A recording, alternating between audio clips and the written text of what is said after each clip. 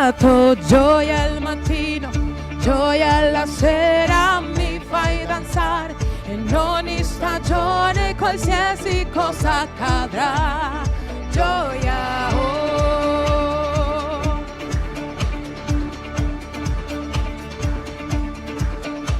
Perché non dovrei cantare le lodi nelle difficoltà? Perché non dovrei darti il mio cuore se vedo la tua bontà? Non avrò vergogna, io non temerò, salvezza ho trovato in te. Ciò che vuole per gli altri, per te libertà, adesso non mi tratterò. Mi hai dato gioia al mattino, gioia alla sera, mi fai danzare in ogni stagione, qualsiasi cosa accadrà. Gioia, oh. Gesù, non mi arrendo alla tua presenza, danzo solo perché mi rendi più forte quando ti lodo, riempimi di te. Non avrò vergogna, non temerò, salvezza ho trovato in te. Ciò che vuole per gli altri, per te libertà, adesso non mi tratterò. Mi hai dato gioia al mattino, gioia alla sera, mi fai danzare in ogni stagione, qualsiasi cosa accadrà. Gioia, oh. Mi hai dato gioia col sole o nella pioggia, mi fai danzare ancora e per sempre, qualsiasi cosa accadrà. Gioia, oh. Alleluia.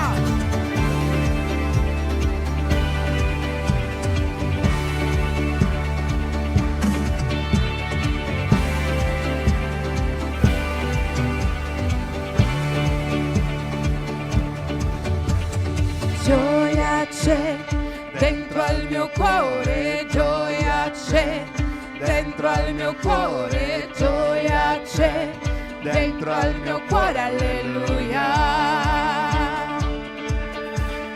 Gioia c'è dentro al mio cuore, gioia c'è dentro al mio cuore, gioia c'è dentro al mio cuore, alleluia.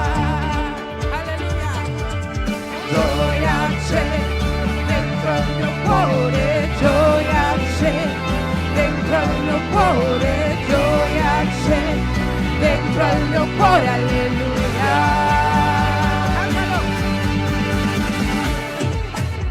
Alleluia. Mi fai danzare in ogni stagione, qualsiasi cosa accadrà. Gioia, oh, dillo con il cuore. Gioia col sole o nella pioggia, mi fai danzare ancora e per sempre, qualsiasi cosa accadrà. Gioia, oh.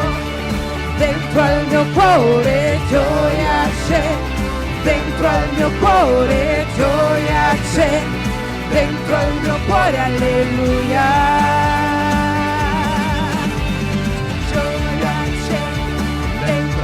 Cuore, gioia c'è, dentro al mio cuore, gioia c'è, dentro al mio cuore, alleluia.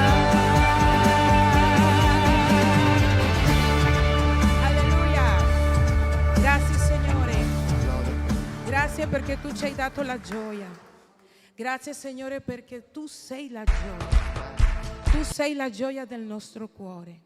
Grazie Signore perché tu riempi il nostro cuore di amore, di gioia, di fede. Grazie perché tu ci sei. Grazie per il sacrificio che hai fatto per noi, per tutto quello che fai per noi. Sono grata stamattina Signore e sempre perché so che ci sei. Grazie Signore.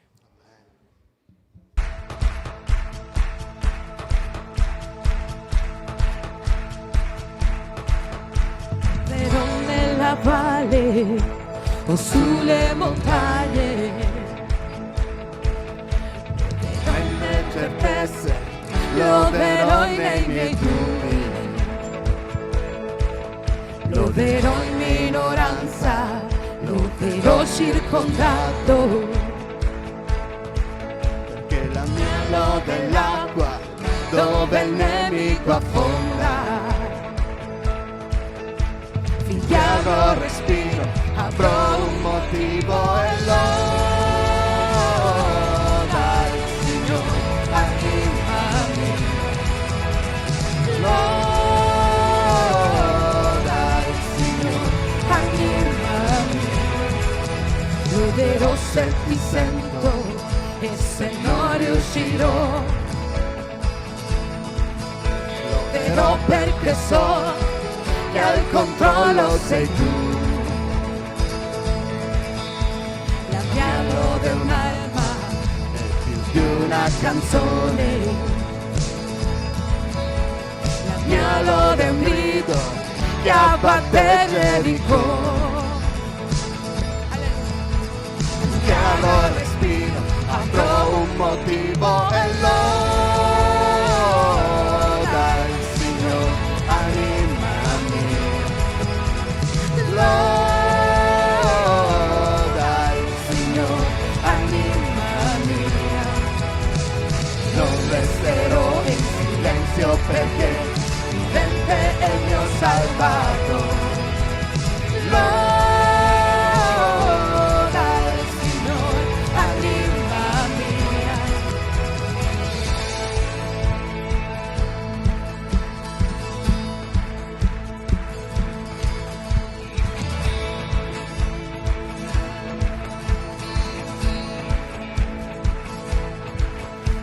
Perché sei sovrano, lodo perché regni, la morte ha sconfitto e vinto per me.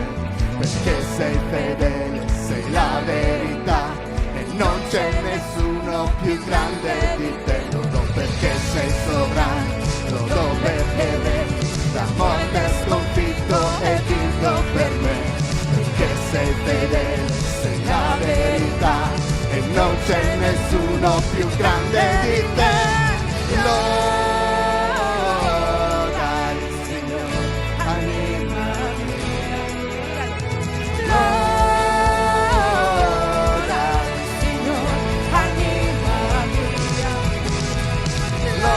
loda il Signore, anima mia,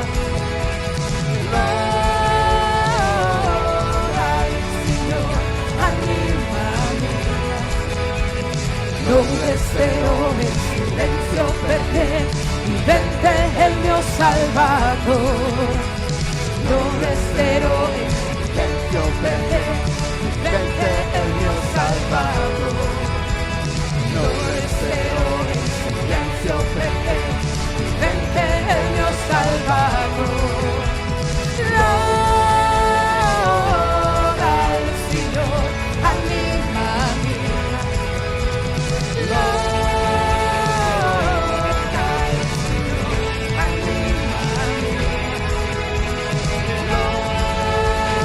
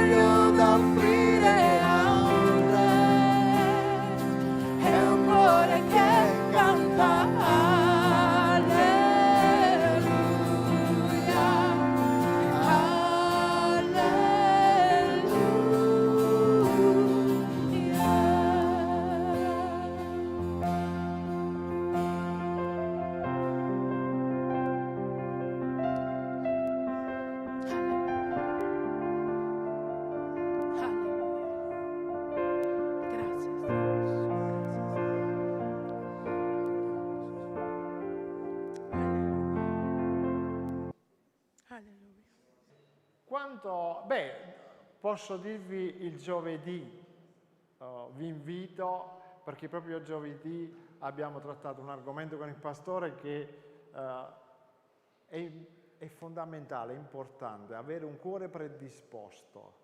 Abbiamo parlato un po' del seminatore, però è un invito, ecco, quindi mettiamolo sempre in preghiera, che Dio ci dia la forza, la possibilità per esserci. Mentre poi giovedì il pastore mi chiede, apri tu? Ho detto, apro sì, faccio qualcosa. Allora, chiaramente l'atteggiamento mio, ve lo posso garantire, ieri mi sono messo in preghiera, mi sono detto, Signore, che dico? Cosa posso dire? Cosa posso fare? Perché chiaramente è una responsabilità, è qualcosa che tu vuoi dire qualcosa, dammi un versetto, e il Signore mi dice, no, tu vai in chiesa e devi dire ai fratelli, pace e buona domenica. Cioè, guarda che è una responsabilità, Signore, dire, no, tu dici buona domenica. E io là pregavo e dicevo, Signore, ma buona domenica, vabbè, è un saluto. Dici, no. Voi sapete cosa significa buona domenica? No. La parola domenica deriva dal latino dies domenica, che significa giorno del Signore. Gloria a Dio, ho detto, Signore, che rivelazione mi stai dando? Augurare buona domenica significa ti auguro un buon giorno del Signore. Gloria a Dio. E prima cosa avevamo detto? Che noi veniamo in chiesa, quindi trascorriamo tutta la settimana per poi lasciare per ultimo il Signore, la domenica. Perché abbiamo già il pensiero che domani è un nuovo giorno. No.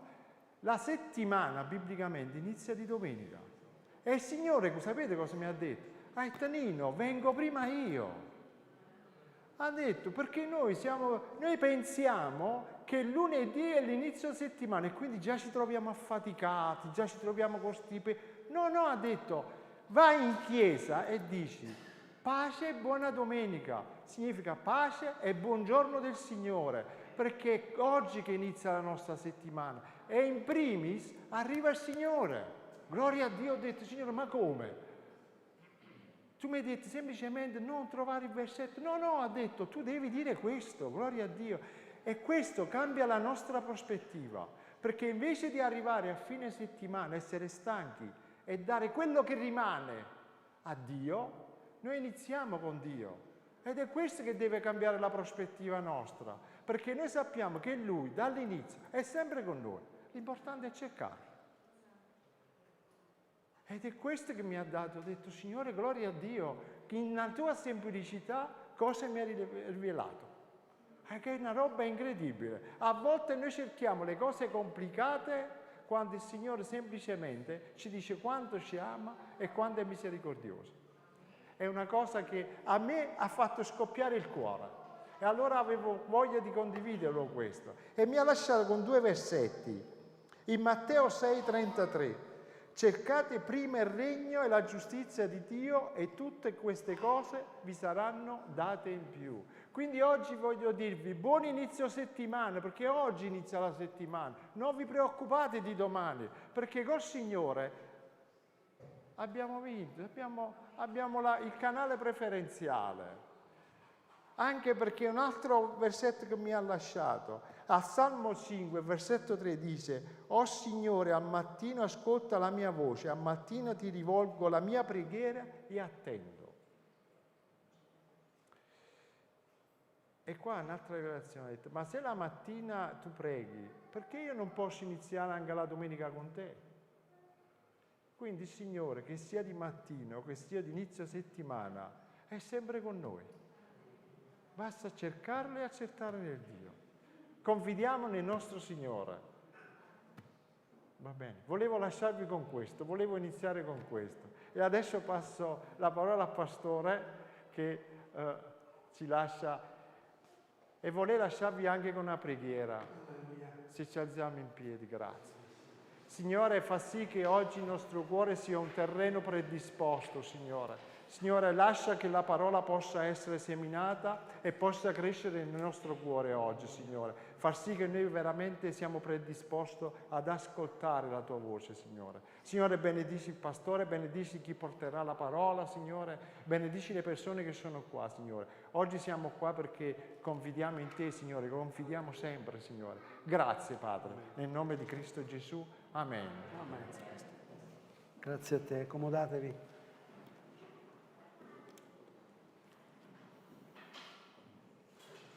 Mercoledì sera abbiamo trattato l'argomento come avete sentito, del seminatore e ho fatto notare qualcosa che è importante, che Gesù non dà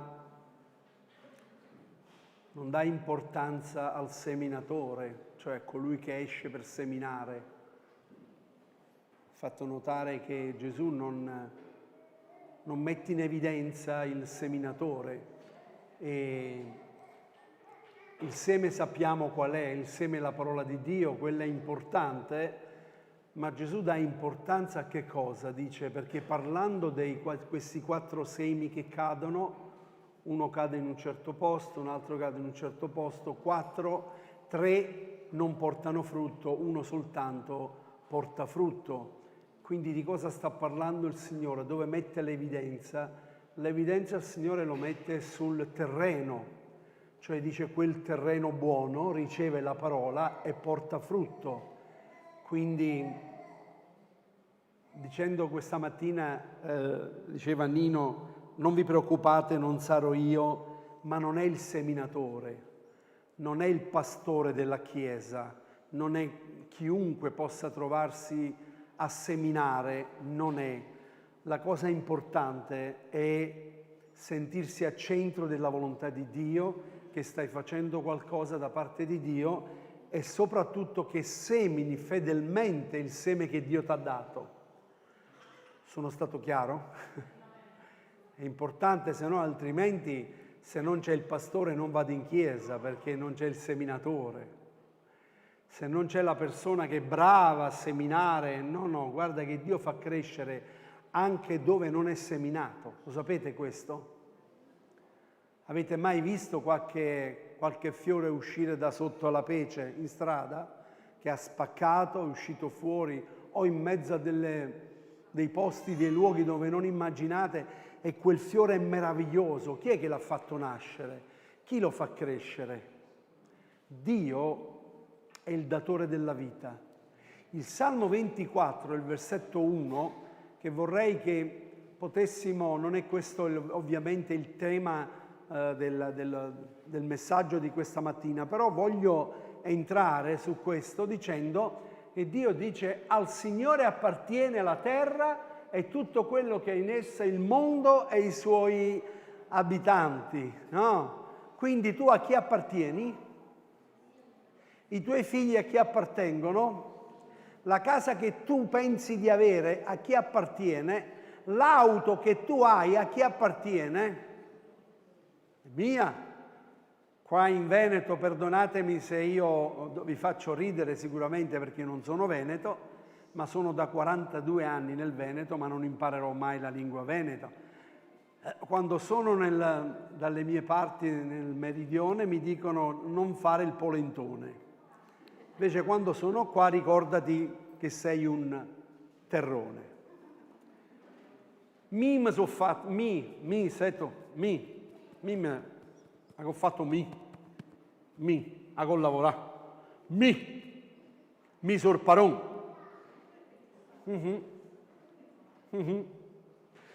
Tu non hai fatto proprio niente che Dio non ti abbia dato da fare. Al Signore appartiene la terra e tutto quello che è in essa, il mondo e i suoi abitanti, e il Signore se lo può prendere quando vuole. Siete d'accordo? Se vivessimo con questa attitudine, forse la vita avrebbe un senso differente, daremmo più valore alla vita, alle cose che abbiamo. Inizieremo a ringraziare il Signore ogni giorno per quello che abbiamo, a dire Signore grazie per quello che tu mi dai ogni giorno. Solo il fatto che questa mattina ci siamo alzati è un miracolo. Siete d'accordo? È È un miracolo, fatevi un giro in ospedale. Poi quando uscite dite Signore grazie, è vero o no?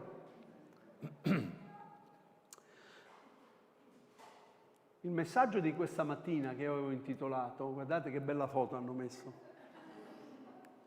perché non trovavamo come trovare la foto giusta per il messaggio, quindi ho detto a Marianna, non ti preoccupare, se tu non trovi, metti una mia foto, ho messo proprio questa che mi sembra che sono nella Repubblica del Senato che sto facendo.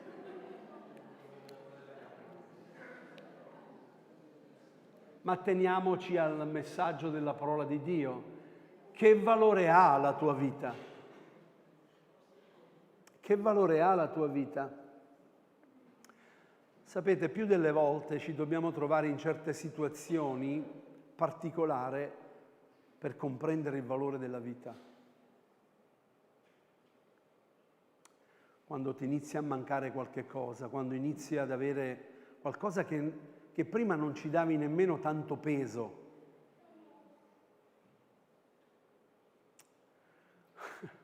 So che magari vorrei usare qualche altro esempio, però credetemi, per noi maschi, uomini, il problema alla prostata è un problema serio. Qualcuno ride, ma è la verità, è una cosa naturale. Quando vai a fare la pipì non ci pensi nemmeno, perché vai tranquillamente, che problema hai? Inizi ad avere un problema serio che non esce più la pipì e inizi a sentire un male atroce, dolorosissimo. E quindi vai in ospedale, ti mettono un catetere per tot tempo, poi dopo ti fanno un intervento e inizi a pensare, ma prima, cosa di? Vado in bagno un attimo, scusami, prendo un attimo. Che esempio vi sto facendo? Non dobbiamo aspettarci che ci accadano certe cose per dare un valore alla nostra vita. Dobbiamo iniziare a ringraziare il Signore per ogni cosa. Uno dei canti che abbiamo cantato adesso, O anima mia, benedici il Signore. Davide parlava alla sua anima e diceva, anima mia, benedici l'Eterno e non dimenticare nessuno dei suoi benefici. Egli è quel che ti perdona tutte le tue iniquità, che sana tutte le tue infermità, che ti corona di benignità e di compassione, che sazia di bene la tua bocca. Egli è colui che ti fa ringiovanire come l'aquila. E iniziava a lodare il Signore. Perché più delle volte quando viviamo delle situazioni difficili, i nostri occhi sono sulla situazione, sul problema e non riusciamo a vedere quante volte Dio ci ha tolto fuori da certe situazioni, ci ha tirati fuori da quelle cose, ci ha guariti, ci ha liberati e attraverso quella situazione ha voluto dirci qualcosa, ha voluto insegnare alla nostra vita. Ma questa mattina io voglio parlarvi in modo particolare con 2 versi della Scrittura. Non prenderò molti versi della Scrittura. Leggiamo Matteo capitolo 10, versetto 29. Voglio farvi notare una cosa. Gesù sta parlando alle folle, in modo particolare dice 2 passeri non si vendono per un soldo, eppure non ne cade uno solo in terra senza il volere del Padre vostro. Gesù dà valore anche agli uccellini del cielo, sta facendo un esempio e dice 2 passeri non si vendono per un soldo.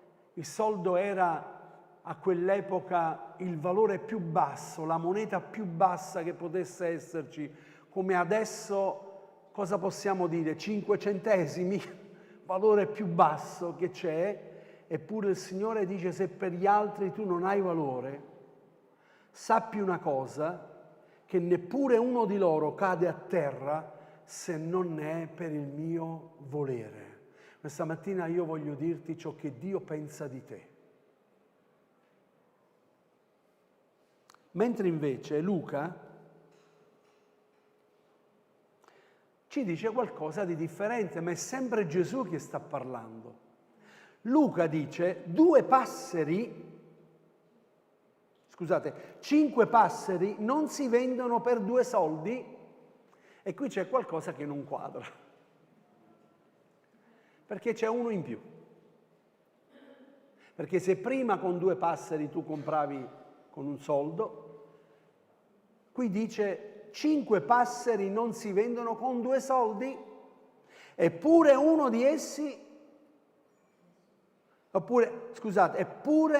uno di essi è dimenticato davanti a Dio. Ce n'era uno in offerta. Anche allora c'era l'offerta speciale, c'erano i saldi. No, vi spiego. Perché la scrittura la dobbiamo conoscere la storia. Quando noi leggiamo la Bibbia dobbiamo approfondirla, dobbiamo andare a vedere la cultura di allora, perché a chi si stava riferendo, qual era la ragione. Il quinto era quello che scartato. C'era lo scarto. Quindi veniva dato in più. E qui il Signore dice, eppure non uno di essi, cioè lo paragona agli altri che non sono scartati, ma sono quelli che sono venduti, cioè i buoni. Non uno di essi è dimenticato davanti a Dio. Anche quello che era lo scarto, anche quello che per gli altri è lo scarto, non è dimenticato da Dio. Sta entrando il messaggio nel tuo cuore? Sta iniziando a entrare il messaggio? Perché io non so mai a chi predico, ma prima di predicare, come ha detto qualcuno, io vado ai piedi del Signore e ascolto il messaggio che Dio vuole dare alla Chiesa. Perché sicuramente c'è più di qualcuno questa mattina o che mi sta ascoltando, perché a volte ricevo anche messaggi sul mio telefonino da persone in Sicilia, Puglia, che mi ringraziano per il messaggio. Pastore, quel messaggio era proprio per me. Grazie.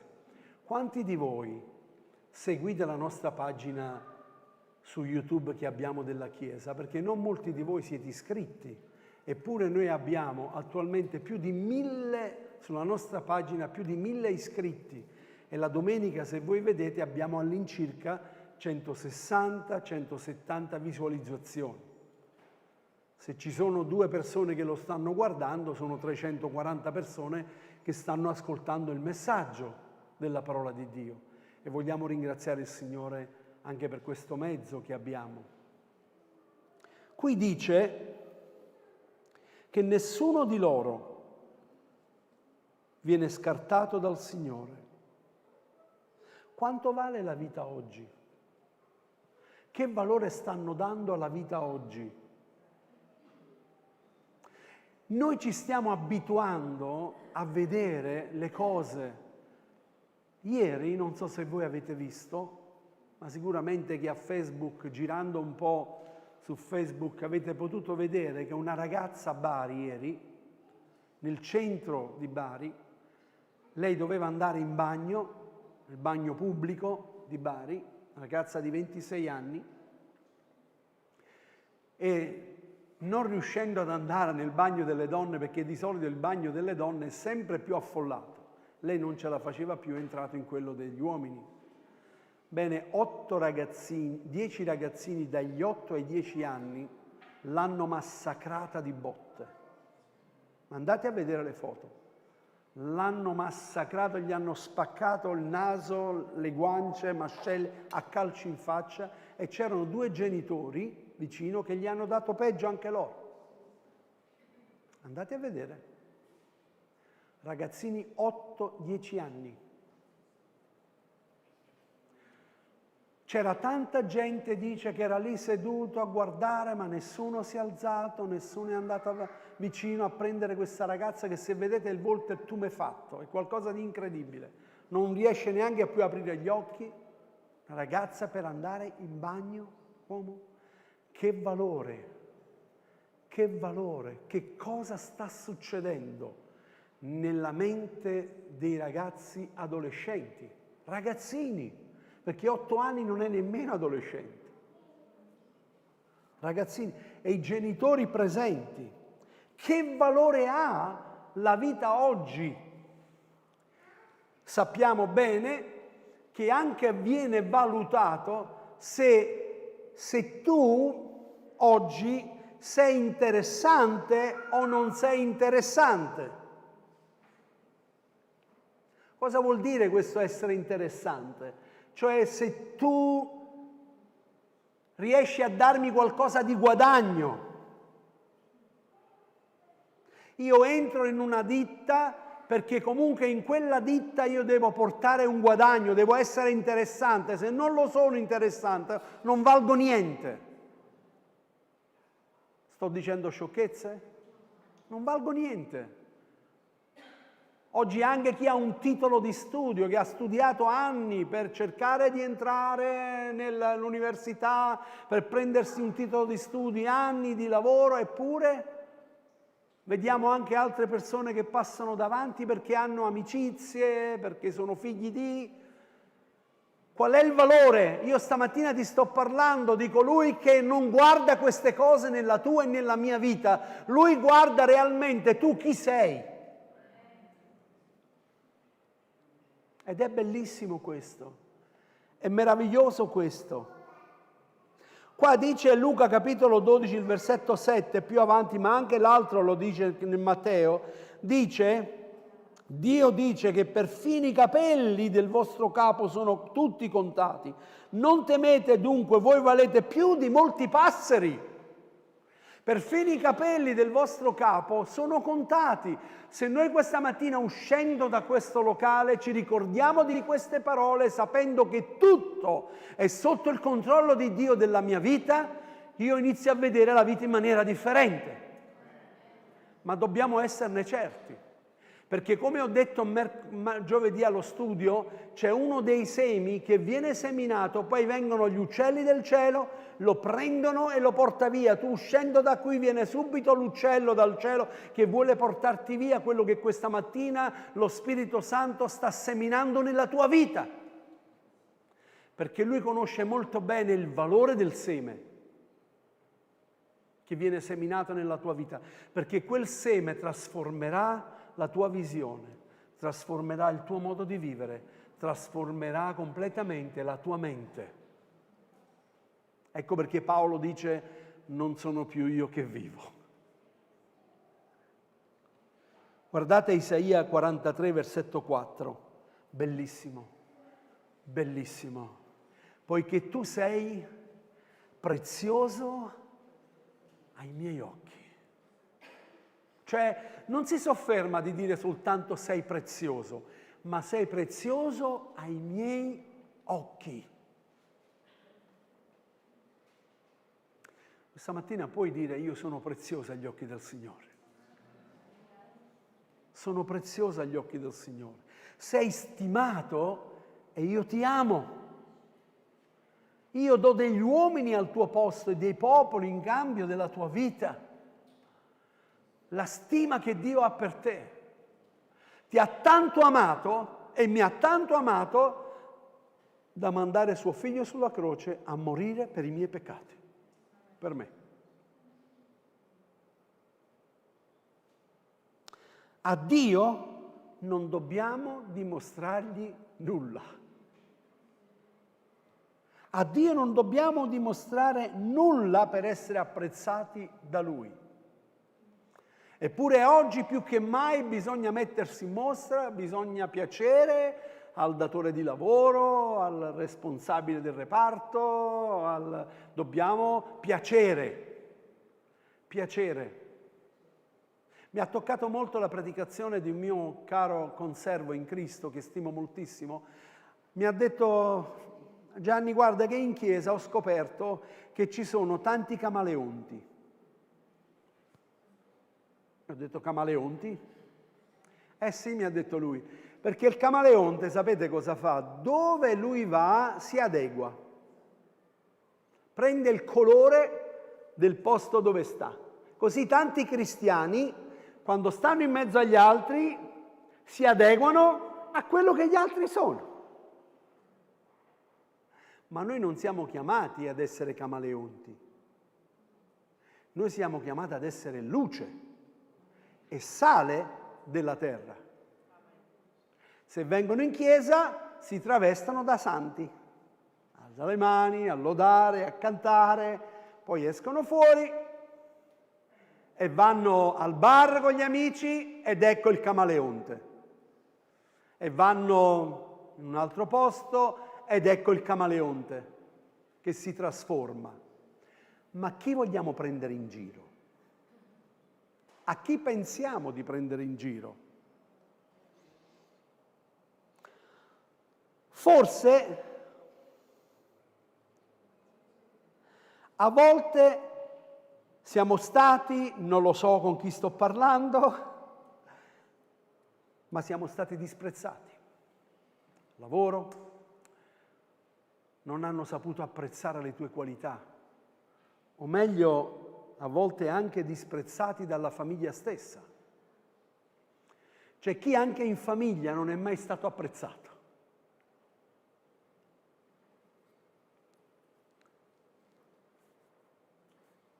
Ci sono personaggi nella parola di Dio che noi sappiamo molto bene che agli occhi dei genitori erano visti in un certo modo, ma agli occhi di Dio erano visti in maniera differente.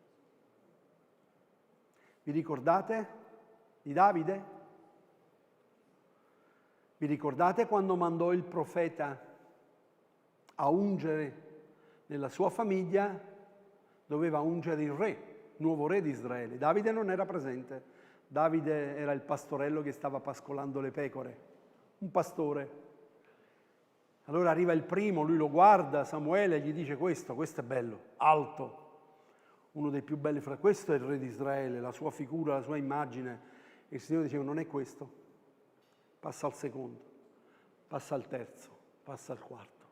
Finché era arrivato, il padre gli presenta tutti i figli belli, ma all'ultimo che era lì a pascolare il gregge, il padre non si interessava nemmeno di lui. E a un certo punto Dio ha dovuto dire al profeta, tu non guardare quello che guardi tu, perché Dio non guarda quello che guardi tu, Dio guarda al cuore. Allora lui ha dovuto dire al padre, ma sono tutti qua i tuoi figli? No, ce n'è uno, sì, ma sta pascolando le pecore, un pecoraio. Portalo qui. Appena le ha messo le mani, ecco il re di Israele, ecco l'unto di Dio. Davide pensava di essere un pastorello, Dio invece pensava differentemente. Anzi, è l'unico che noi troviamo nella scrittura che è scritto che Dio si è scelto un uomo secondo il suo cuore. L'unico. Davide. C'è un altro personaggio nella scrittura, sempre riguardando nella vita di Davide, durante il corso di Davide, era il figlio di Jonathan. Vi ricordate questo ragazzo? Era il nipote di Saul. Questo ragazzo, all'età di 5 anni, la sua balia, grazie, la sua balia nel correre cadde a terra e il ragazzino si spezzò le gambe. Quindi divenne paraplegico, cioè non aveva più le gambe. Davide diviene re, lui era il nipote di Saul, il figlio di Jonathan, quindi per discendenza doveva essere anche il re, ma Dio aveva scelto un altro re. Ma Davide gli dice, c'è qualcuno nella casa ancora di Saul che io possa fare del bene? E allora gli dicono, sì, c'è Melfiboset. È un paraplegico, andatela a chiamare. L'hanno chiamato davanti a Davide, davanti al re, la corte, dentro al palazzo reale. Lui si vede lì, era stato abbandonato, era in una casa lì abbandonato da solo. Guardate cosa gli dice a Davide. Seconda Samuele 9:8.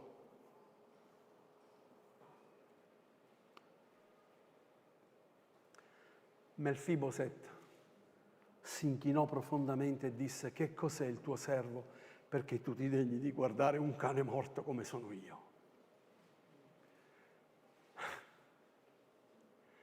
Si sentiva disprezzato, abbandonato, un cane morto. Dice: tu mi chiami a me? Fino adesso nessuno mai si è curato di me, si è preso cura di me. Che colpa ne aveva questo ragazzino? Qual era la colpa?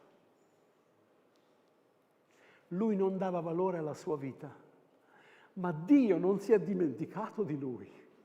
E Dio ha dato il valore alla sua vita. E lui gli ha detto: da ora in poi tu sarai sempre alla mia mensa e mangerai a tavola con me. Ridategli l'eredità che gli è dovuta. Davide gli ha fatto avere l'eredità di cui aveva bisogno. Tu mangerai sempre alla mia mensa. Sono una persona insignificata, senza valore. Cosa posso fare io? Cosa posso fare? Io non valgo niente. No, non dirlo mai, io non valgo niente. Non dirlo mai, io non valgo niente. Solo perché qualcuno ti ha fatto credere che non vali niente.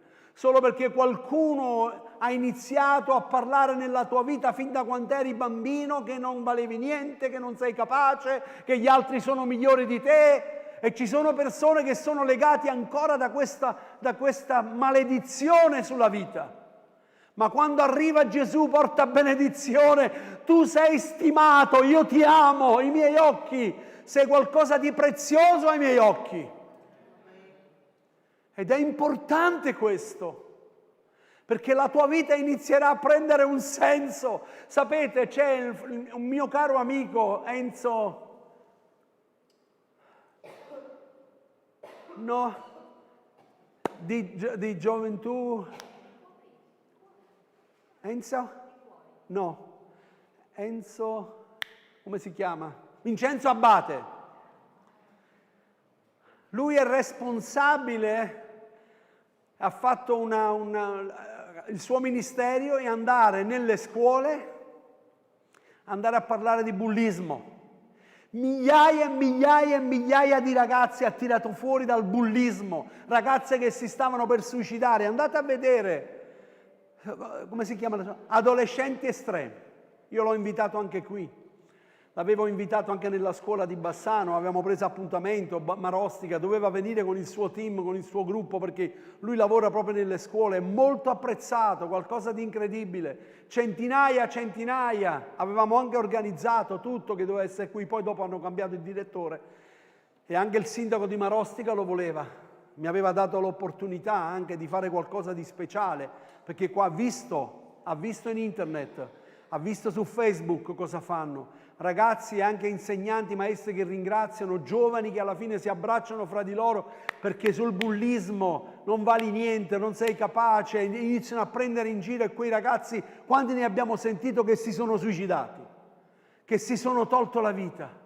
E lui continua a dire: tu sei bello agli occhi di Dio, sei unico, non c'è nessuno pari a te. Perché ognuno di noi è un essere che non ce ne sono uguali, siamo unici, i tuoi occhi sono unici. Perché adesso non fanno più con l'impronta digitale? Che ti spezzano il dito, mettono il tuo dito sopra e entrano nelle banche. Ma la pupilla dell'occhio, inizia a guardare attraverso la pupilla, perché la tua pupilla è unica. Le tue impronte sono uniche, come te non ce ne saranno altri.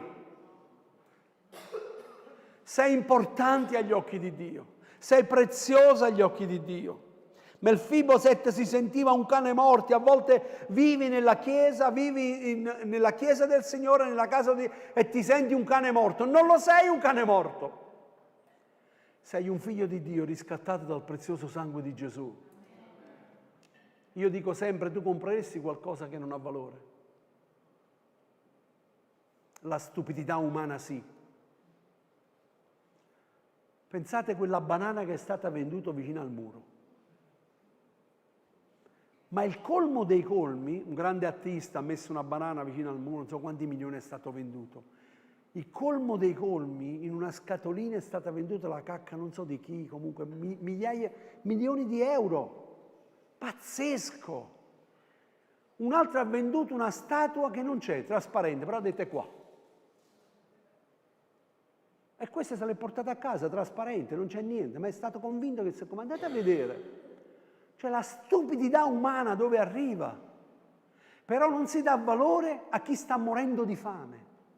A chi muore ogni giorno di fame. Ma la mia domanda è: che valore stiamo dando noi alla vita degli altri? Qui è bello. Qui la Chiesa si deve domandare: che valore stiamo dando noi alla vita degli altri? O ci stiamo abituando ad ascoltare le cose in televisione che ci entrano da qua e ci escono? Perché oramai, dicevo ieri a Carmela, mi sembra che ogni volta dico adesso sono arrivato proprio, cioè più di questo non può succedere. Invece succedono cose ancora sbalorditive, cose incredibili. Ascolta bene quello che voglio dirti, perché il Signore me lo ha detto a me e io te lo dico a te. Dio non ti chiederà che macchina tu hai avuto su questa terra, ma ti chiederà quante persone hai portato nella tua auto che avevano bisogno. Non ti chiederà qual è la tua casa che tu avevi qua, ma quante persone hai accolto nella tua casa. Perché ricordati che tutto quello che hai te l'ha dato Lui. Non ti chiederà quale abito firmato hai addosso o cosa vai a comprare, ma quante persone abbiamo vestite.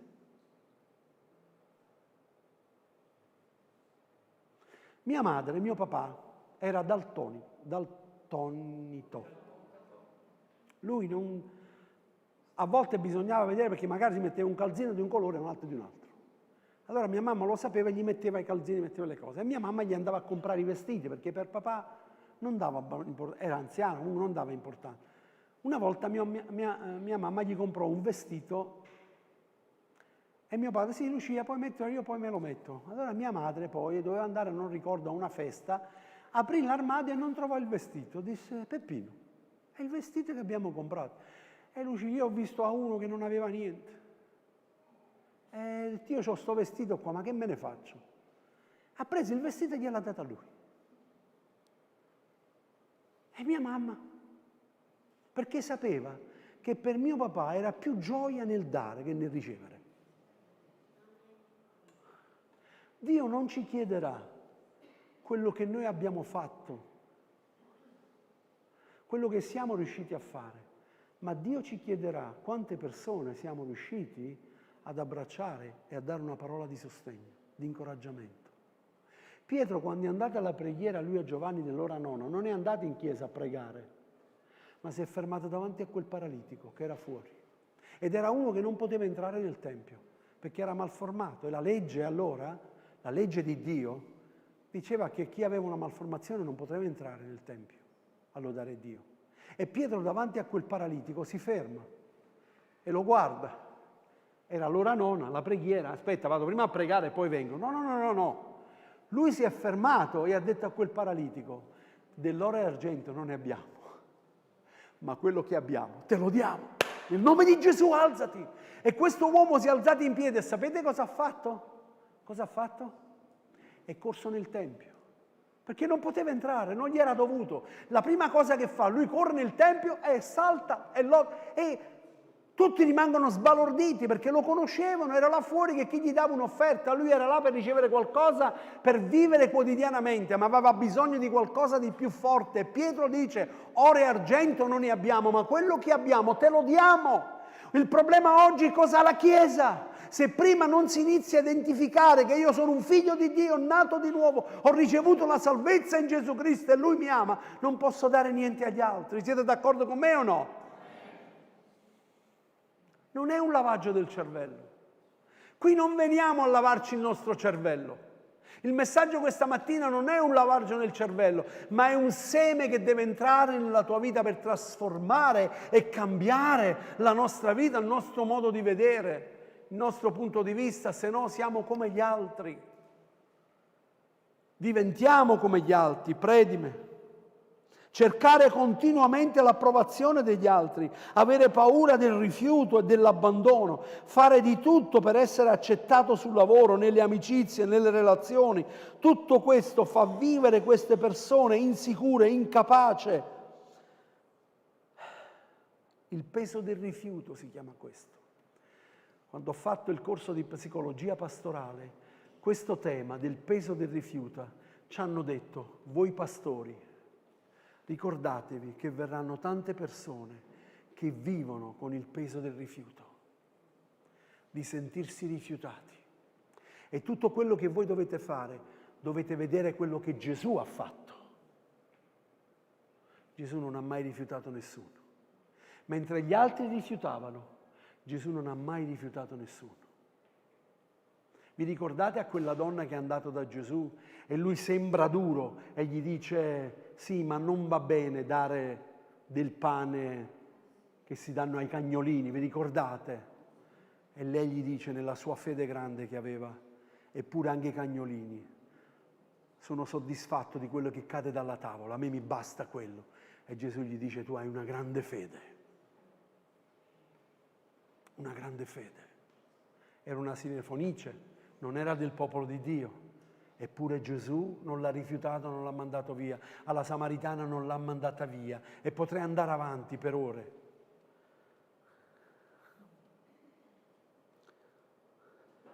Salmo 27, versetto 10, questo versetto della Bibbia ha accompagnato la mia vita.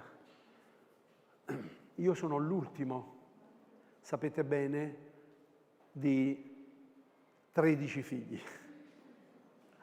Però 4 sono morti, io ancora dovevo nascere, quindi sono rimasto l'ultimo di 9 figli. E quindi mio papà e mia mamma mi hanno lasciato questa vita. Quando sono venuto qua ero da solo, sono venuto nel Veneto, avevo 21 anni, 22 anni quando sono venuto nel Veneto. E questo verso della parola di Dio mi ha sempre accompagnato e me lo ripetevo sempre. Qualora mio padre e mia madre mi abbandonino, il Signore mi accoglierà.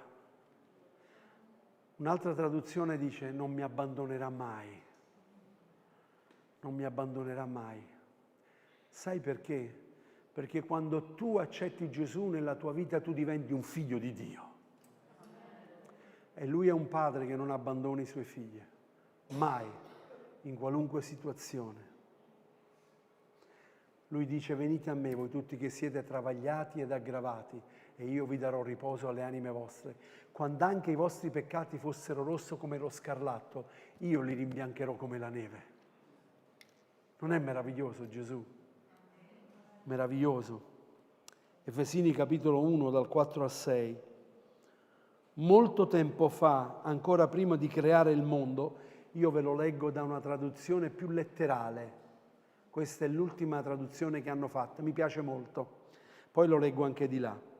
Molto tempo fa, ancora prima di creare il mondo, Dio ci scelse perché gli appartenessimo, in virtù di ciò che Cristo avrebbe fatto per noi, nel suo amore. Egli decise di renderci santi e senza difetti di fronte a Lui. Il suo piano immutabile è stato attuato per far sì che diventassimo Suoi figli, mandando Gesù Cristo a morire per noi, secondo il suo volere. Sia lodato il Signore per il dono meraviglioso che ci ha fatto, per mezzo di Gesù, suo amatissimo Figlio. È la traduzione più letterale di questa qui.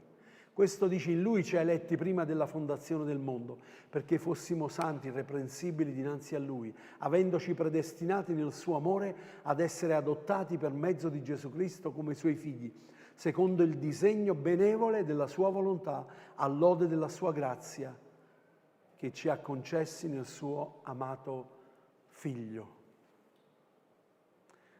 Sapete che quando un ragazzo... Sapete le leggi dell'adozione voi? Vi siete mai informati delle leggi dell'adozione? Io per qualche cosa sì. Un bambino che viene adottato deve avere gli stessi diritti che hanno i figli. anzi, anche in più. Lo sapevate questo? Andate a vedere le leggi, anche in più. Se un genitore ha dell'eredità, a lui gli viene dato molto di più rispetto a un figlio naturale. Viene adottato. Noi siamo stati adottati come figli di Dio. E a noi Gesù ha detto: io sono venuto affinché abbiano vita e vita ad esuberanza. Io vorrei che questa mattina tu potessi riflettere su questo messaggio. Io sono un figlio di Dio e non importa quello che gli altri pensano di me, a me importa ciò che Dio pensa di me. L'ultima parola sulla mia vita ce l'ha Lui e non ce l'ha nessun altro. Non lasciarti condizionare dalle paure, dalle circostanze, dalle situazioni sulla tua vita. Sappi che colui che ha iniziato un'opera buona in te la porterà a compimento fino all'ultimo giorno della tua vita. Non per quello che tu fai, ma per ciò che tu sei. Ed è meraviglioso. Il cantante, come si chiama quello che, io poi con i nomi dei cantanti, ma che voleva diventare bianco ed era ogni volta si faceva. Come lo sapete? Se avessi fatto una domanda biblica. I figli che lui ha adottati sono milionari. Li ha adottati. Altri hanno adottati dei figli e sono non perché loro sono nati in quella famiglia, perché sono stati adottati. Il Signore ci dice che Lui ci ha adottati, siamo diventati figli di Dio. E i figli di Dio, altri che milionari. Il salmista dice: una pur bella eredità ci è toccata. Innanzitutto sei destinato a vita eterna. E valla a pagare questa, vai. Vattela a comprare. C'è chi pensa di comprarsi con le preghiere, le indulgenze, si sposta il morto dal purgatorio e lo passiamo a... Non sposti nessuno da lì. Il purgatorio non esiste. C'è l'inferno e il paradiso. Due sono le strade. Non c'è il purgatorio, è un'invenzione umana. È un'invenzione che ha portato milioni e milioni e milioni e sta portando ancora, perché non pensate che sia stato tolto da mezzo. Ci sono ancora le preghiere per i morti. Sì che ci sono. Allora dobbiamo sapere, quando noi abbiamo ricevuto Cristo Gesù quale Signore e Salvatore nella nostra vita, che cosa è avvenuto? Qualcosa di straordinario, di speciale. Tu sei prezioso ai miei occhi, e tutto quello che a te deve interessare è chi sei agli occhi di Dio. E non per quello che tu fai, ma per ciò che tu sei. È diverso, è molto diverso, perché a volte noi pensiamo che ce lo dobbiamo meritare, perché dobbiamo fare questo, perché dobbiamo fare quest'altro. Abbiamo un po' la sindrome di Marta. Marta correva a destra e a manca, doveva fare, e Maria stava ai piedi di Gesù. E Gesù gli dice: vedi Marta, tu ti stai affaccendando per cose che non sono importanti. Maria ha scelto la parte migliore, stare ai miei piedi ed ascoltare la mia voce. Allora questa mattina io voglio dirti questo, e voglio comunque che la Chiesa, andando a casa, si possa domandare: che cosa sto facendo io adesso per quelli che vivono questa situazione, che si sentono soli, che si sentono abbandonati. Ascolta bene quello che voglio dirti, è molto importante. Non indottrinare la gente.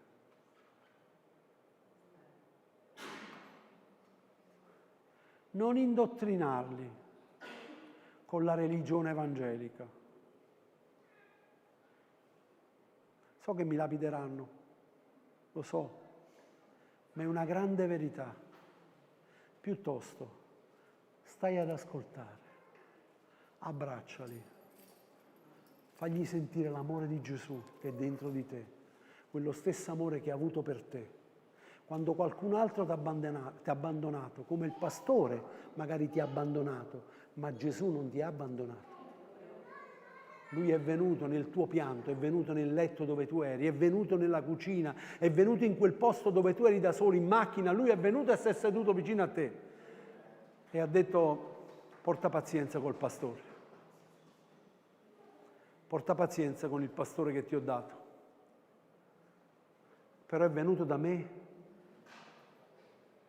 e mi ha detto: io voglio misericordia. Lo hai capito questo? Gianni, lo hai capito che io voglio misericordia? Hai capito cosa ho fatto io all'ultima cena? Hai afferrato cosa ho fatto all'ultima cena? Io ho fatto quello che facevano gli ultimi, gli schiavi dei schiavi, si mettevano un lenzuolo e lavavano i piedi. Quelli che ti accoglievano alla porta erano pagati ed erano gli ultimi, che quando tu invitavi qualcuno ti dovevano lavare i piedi perché i piedi erano pieni di sabbia. Gesù si è alzato, si è messo il cinto, si è inginocchiato all'ultima cena, gli ha lavati i piedi a tutti, anche a Giuda. Gli ha lavati i piedi. E dopo gli dice: avete capito quello che vi ho fatto? La mia domanda è: quanti di noi lo hanno capito questo? Quanti veniamo in chiesa e prendiamo la Bibbia e lo facciamo diventare un codice di diritto penale? Ma tu, la Bibbia è scritto, stai comportando. Io so tutti i versi dove ti posso uccidere. Ma chissà perché il Signore ha usato la sua parola per edificare. Vedete, quando ho aperto l'incontro Nino, sto concludendo, ha iniziato: pace a voi e buona domenica. Gesù ha detto ai suoi: quando entrate in una casa portategli un verso biblico. Aprite la Bibbia, aprite la Torah, l'Antico Testamento e parlate dell'Antico Testamento, mettetegli questo verso davanti. Cosa ha detto? Quando entrate in una casa dite?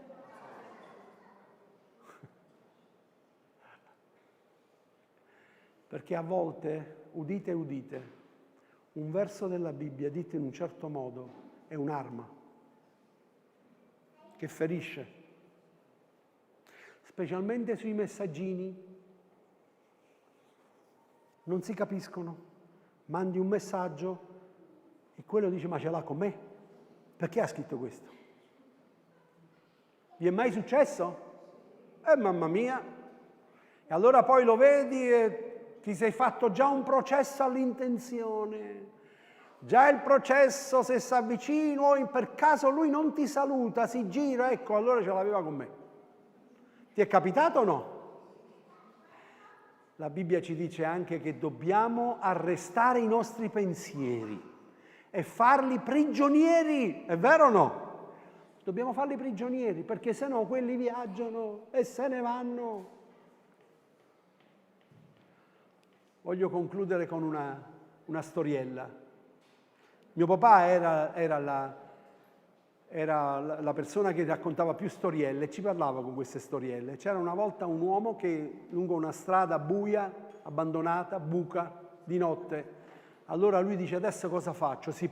Lui stesso si parla fra sé e sé e dice: beh, sai cosa? Mettiti in cammino. Metti in cammino a questo. Lui si dava risposte. Ma mi metti in cammino a questo, dove vado? E qualcuno ci diceva: magari più avanti troverai, cosa fai qua? Sei tutta la notte in macchina? No, troverai qualche casa? No, dice: troverò una casa, mettiti in cammino, tanto là. E lui si mette in cammino, arrivando lì vede una casa da lontano, era le 2 di notte, spengo, cosa faccio? Busso, e se questo esce fuori e mi dice, e dopo mi dice a me: ma scusi, lei, ma come ti permetti? Comunque questo talmente che si fa sto pensiero che bussa alla porta e dice: tu poi mi volevi dare delle sberle a me che ti ho bussato alle 2 del mattino, tu non sai nemmeno perché ti ho bussato.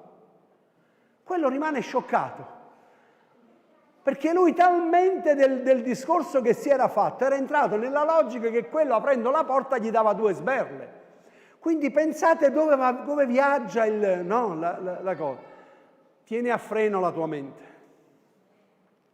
e lasciamoci guidare dal Signore. E soprattutto,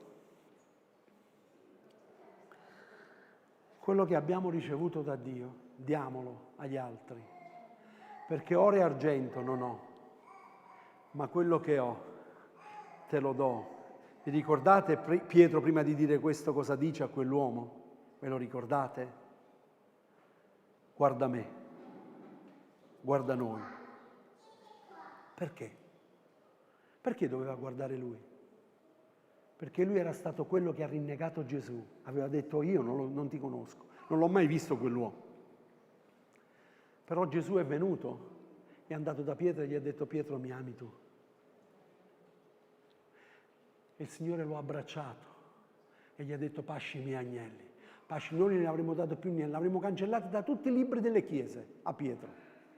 Sicuramente dagli elenchi tu non puoi entrare neanche in una chiesa, hai rinnegato il Signore. Gesù va, lo abbraccia e allora lui ha potuto dire a quell'uomo paralitico, guarda noi, non meritavamo niente. Io non meritavo neanche di entrare nel Tempio, però voglio dirti una cosa, oro e argento non ho, ma quello che io ho, come sono stato perdonato io, ti do quell'amore che Dio mi ha dato. E io dico nel nome di Gesù alzati, e quel paralitico si è alzato. E io vi dico alzatevi per favore. Gloria al tuo nome, Signore.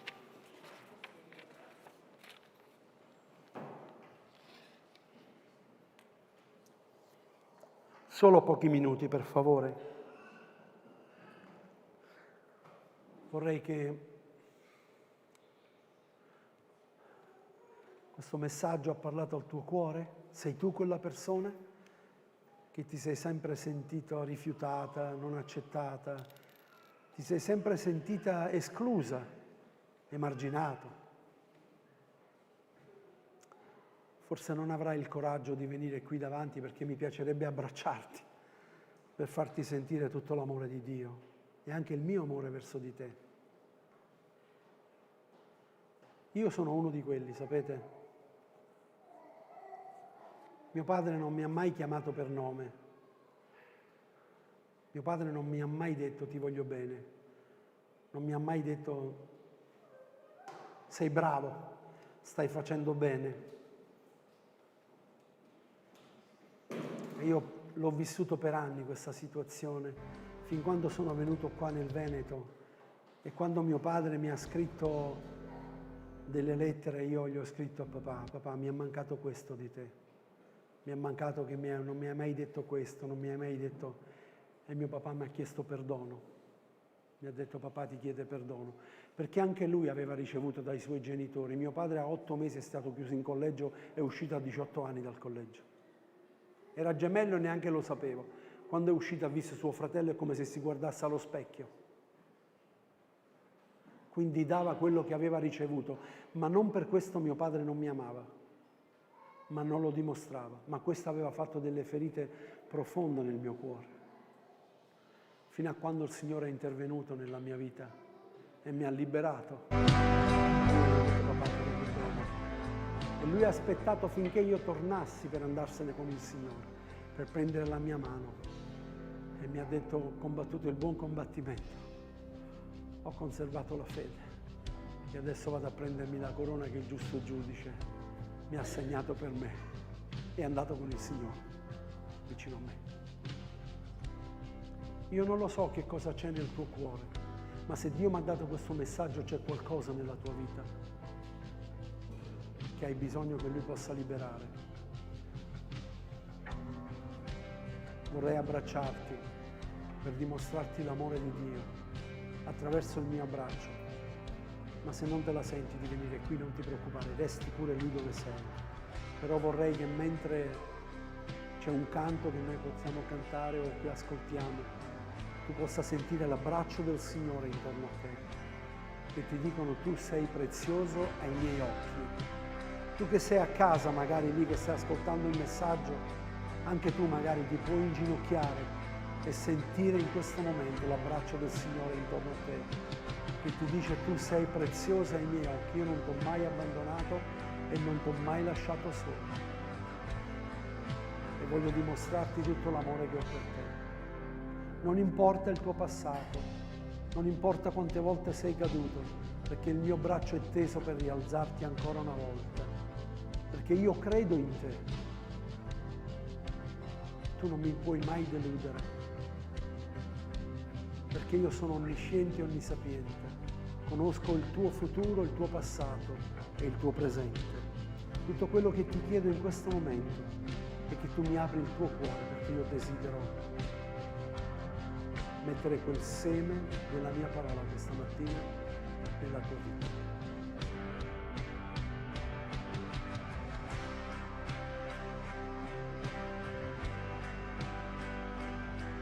Noi. Padre, grazie per questo giorno, grazie che ci tieni in vita, grazie Padre, nel nome di Gesù. Amen. Buona domenica, Dio vi benedica.